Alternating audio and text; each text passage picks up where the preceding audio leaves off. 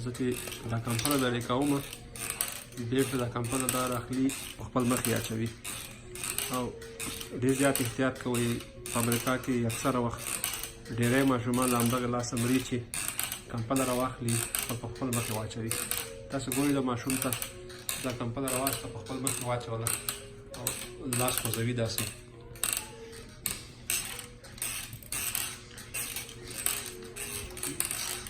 بیا نشي کولی چې دا کمپله د خپل مخ څخه لرې کړي، بیا داسې لغتې وهي، ساه یې بندېږي.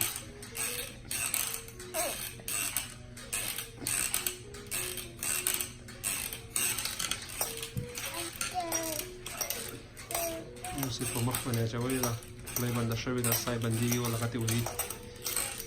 ډېر احتیاط کوئ، تاسو ډېر زیات احتیاط کوئ ماشوم سره چې داسې نه چې خدای نخواسته مشکل سره مخامخ شو. کوشش ډېر زیات کوئ چې کله هم ماشوم وده کېږي نو کمپله مخ یې را نه شي.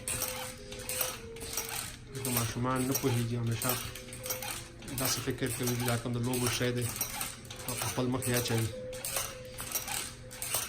همیشه موږ ته ډاکټران وایي چې ماشوم سره کمپله ځان نه مه پرېږدئ، داسې نه چې ساه ترې ووځي یا مړ نه شي.